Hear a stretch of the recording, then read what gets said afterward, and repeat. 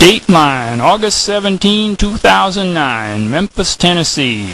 The criminal tried to make a fast getaway on foot, but we caught him by the scruff of the neck, tee-hee-hee. Then we locked him up inside a nasty root cellar. Them stinky butternuts nearly gagged the sumbitch. If he'd been a Yankee, we'd have strung him up sure as heck. Bad enough he smelled like a sweaty old coyote, but him wearing that Elvis getup was the clincher. Now, impersonating a Southern law officer is one thing, but being made up like Elvis besides, that's not kosher.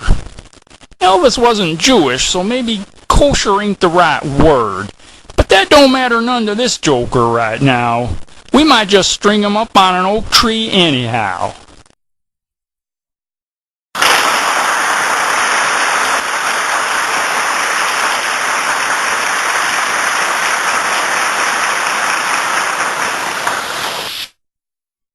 Dear sister, I've recently lucked out and found myself a well-paying job on a government sub prowling the depths.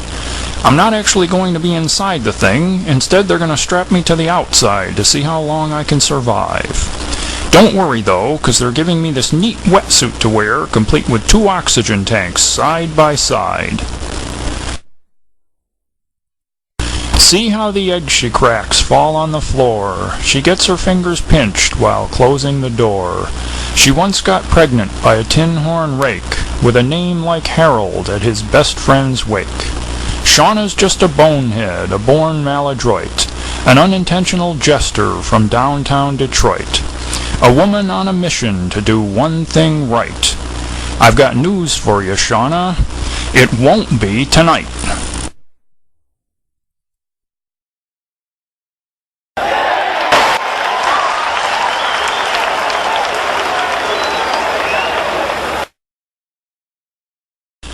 I want to be the farm animal molester.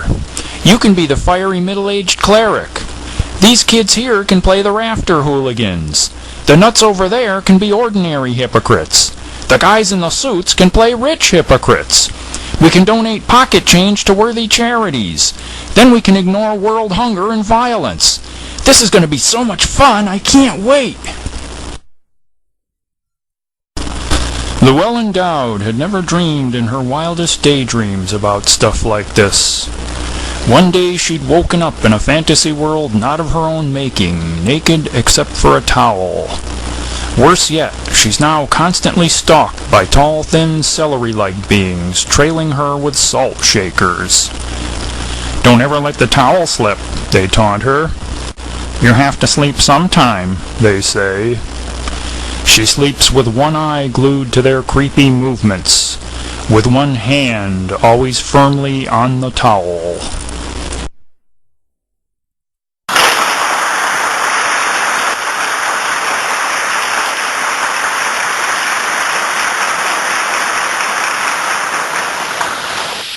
Schlurz thought he'd hired himself a great new man to pick his apples, but soon everyone started to get wise.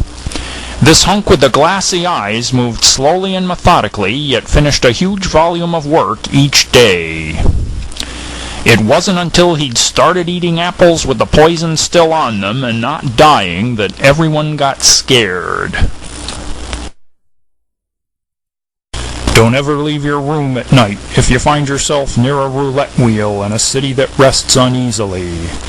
Legend has it that a strange, shadowy figure lies under the bed of those who rack up unpaid gambling debts. Legend, nothing. This creepy spirit usually shows up wearing a hat and suit like something out of the 1940s.